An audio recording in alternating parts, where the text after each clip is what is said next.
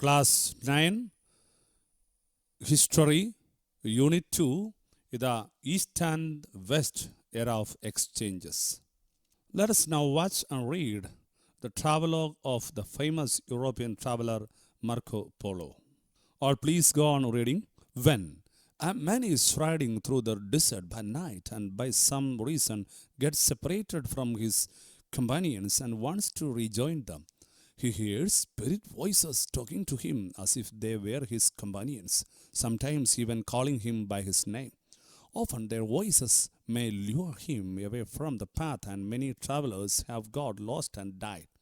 Sometimes in the night, travelers hear a noise like a clatter of the horses, and if they head for the noise, they will find themselves in deep trouble. Sometimes they hear the noises of the drums and the clash of arms. For this reason, bands of travelers may make a point of keeping very close to one another. Before they go to sleep, they set up a sign pointing in the direction in which they have to travel, and they fasten bells around the necks of all beasts with them. From this travelogue, we understand about the merchant guilds of the medieval period. These groups were predominantly trading with the East and the West, and for that they had to travel adventurously through dangerous trade routes. That is very clear from the writing of Marco Polo from this travelogue. Now on the screen, let us watch the two main trade routes of the medieval period, which are known as the Silk Route and the Spice Route.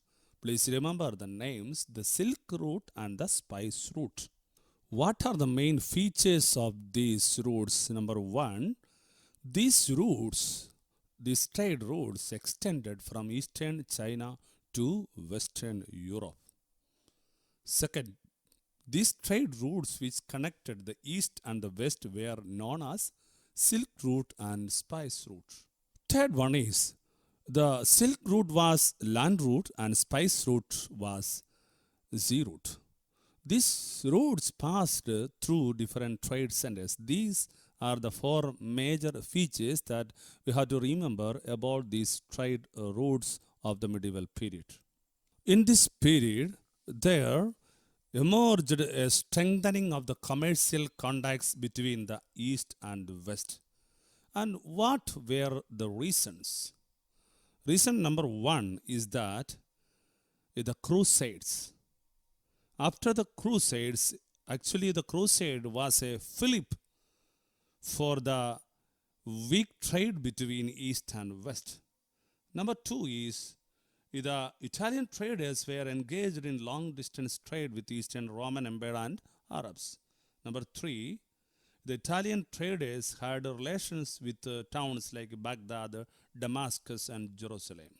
The fourth one is the increase in production and the diversity of products and the construction of roads, bridges.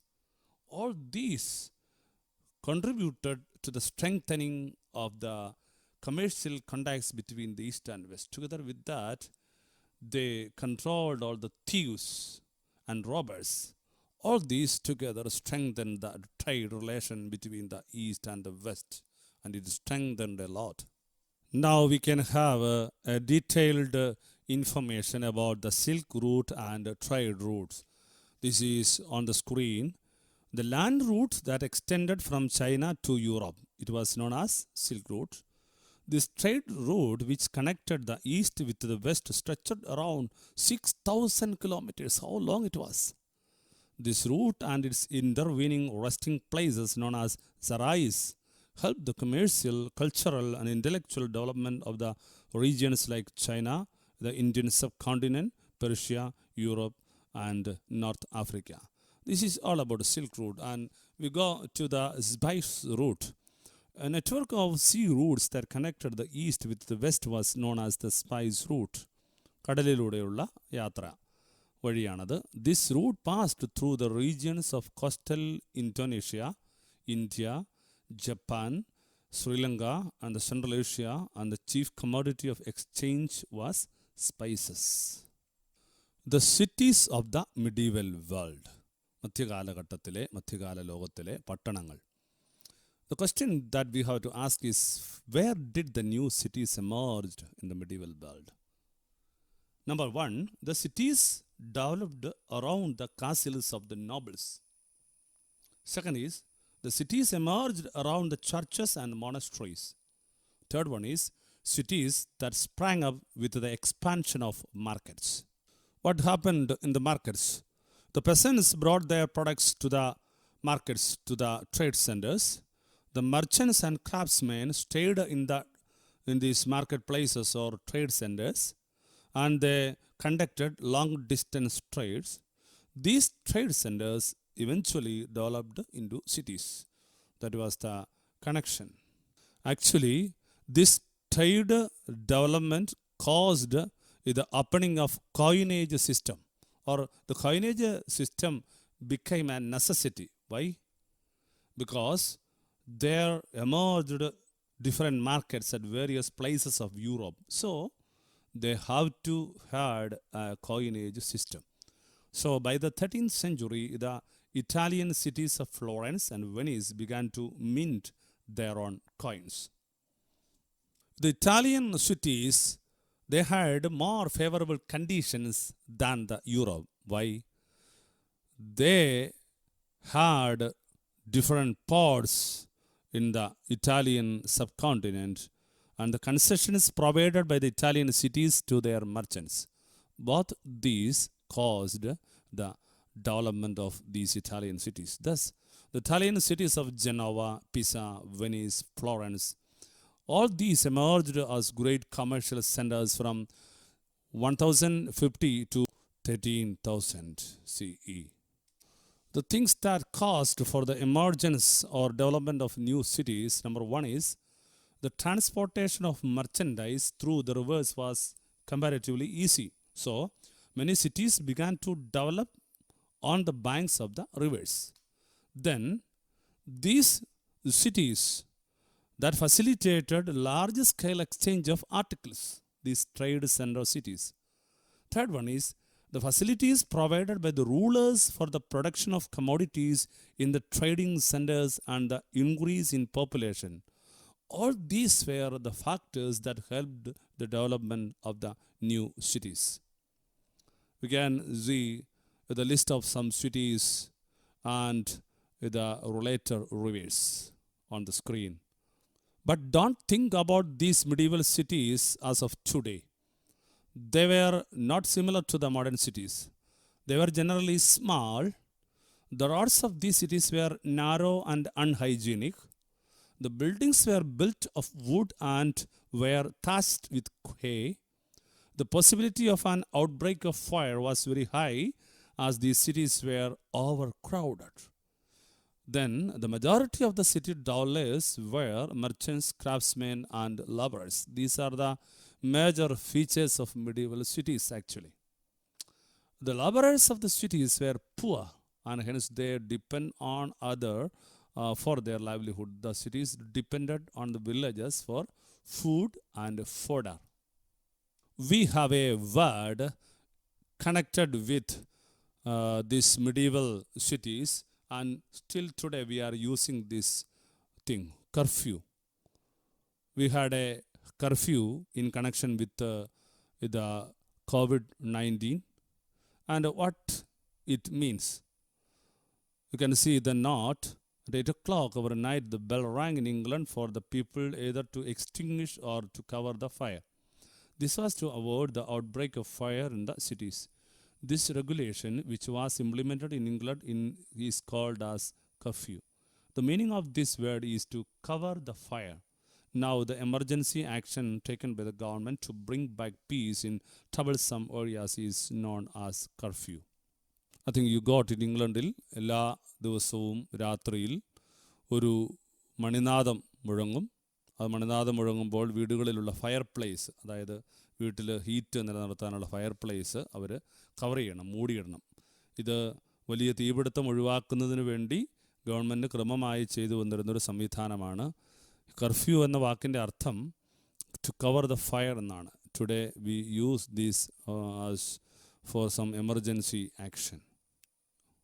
So now we move to the eastern cities, those cities that emerged as commercial centers in the east. And the important among them is Baghdad, the capital city of the Abbasid Empire.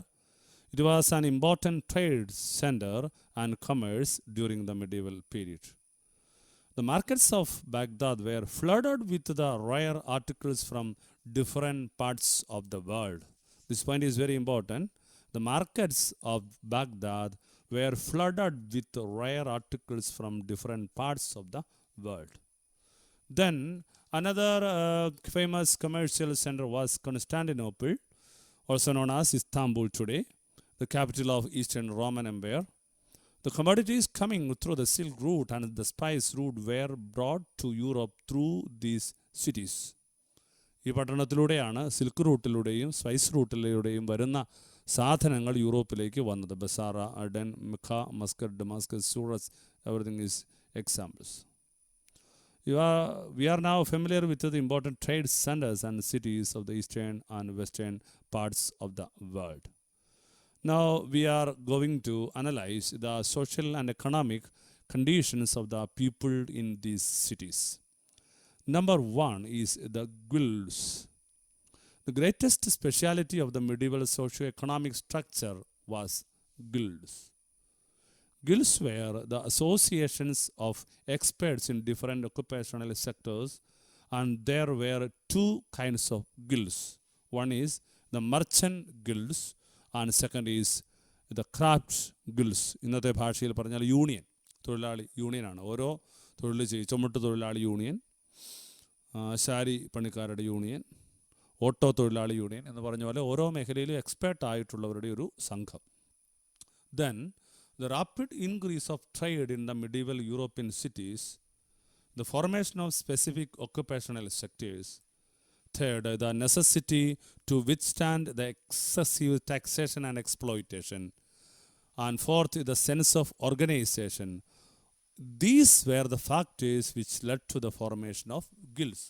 So, understand the factors that helped to the formation of guilds. Number one is a rapid increase of trade. Second is the formation of specific occupational sectors. Third one is the necessity to withstand the excessive taxation and exploitation. And fourth one is the sense of organization. The aims of the guilds. Number one, mutual help and cooperation. Second, to maintain the monopoly of the markets. Third one is the attainment of economic stability. And these merchant guilds were the first to emerge. Intercity leagues were formed, linking the cities for the progress of trade. The Hanseatic League is an example for the regulated trade activities of many cities of Europe. Then the craft guilds were the association of different artisans and craftsmen of the medieval period. Every occupational group like the leather workers, carpenters, blacksmiths, etc. had separate guilds. And now we have to understand that the decline of the guild system happened. Why and how? The reasons were the industrialization, growth of science and technology. All these caused the decline of the guild system. Now we can study what were the responsibilities of the guilds. Number one is framing labor laws. Two, division of labor. Third, maintaining the quality of products. Four, determining the mode of sale. And five, fixing the prices. And six, determining working hours. And number seven, framing labor laws. Now we are on the title, the medieval education. What about the education in the medieval world? The expansion of basic education happened.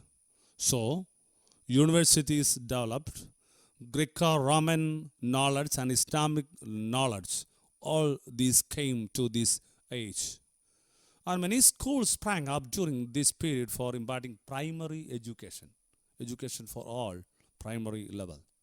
Then the major subjects taught in the medieval schools: grammar, Latin, astronomy, literature, philosophy, mathematics, and the laws of the nature. And another important feature was the education of women, and it was restricted, and those who got the rare opportunity for education were nuns and the children of rulers and nobles.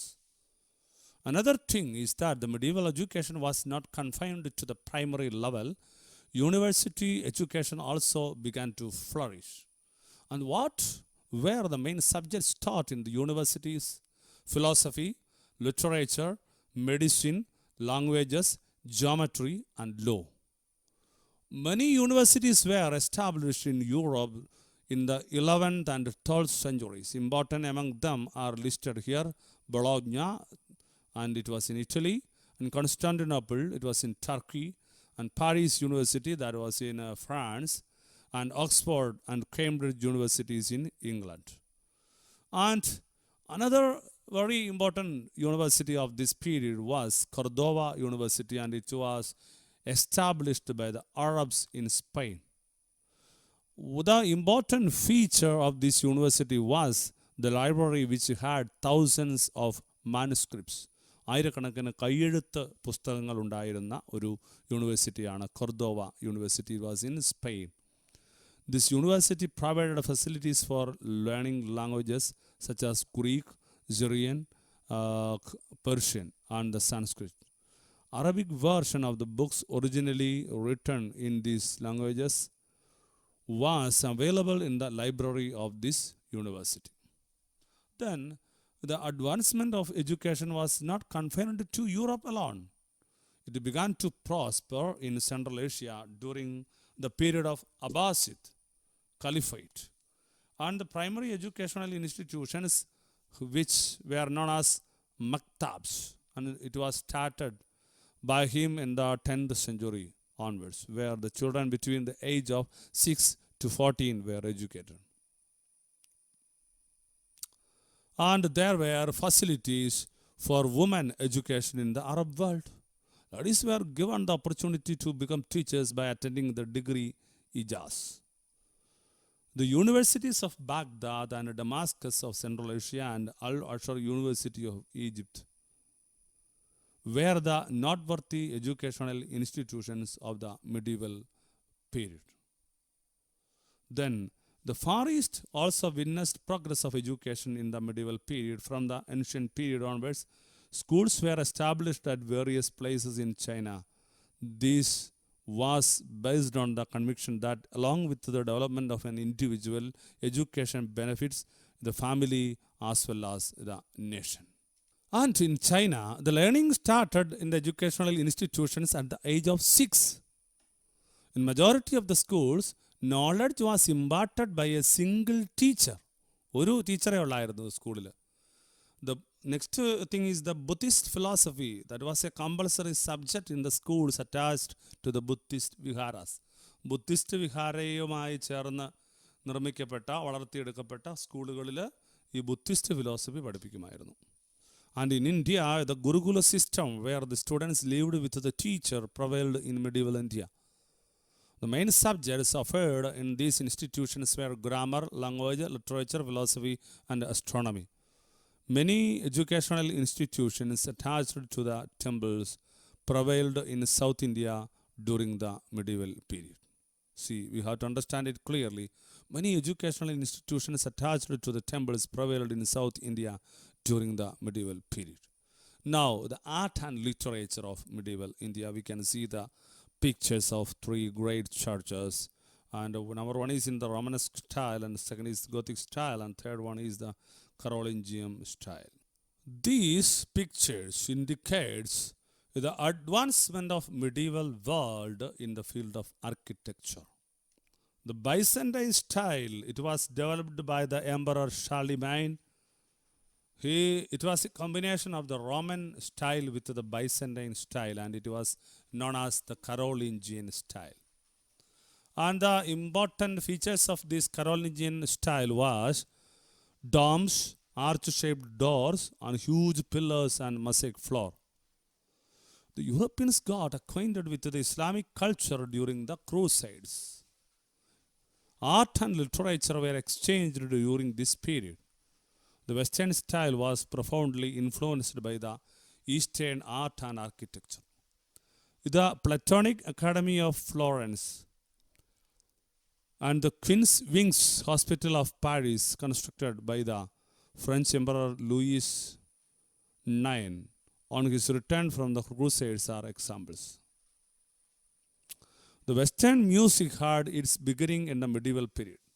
Along with the church music, secular music also developed during this period.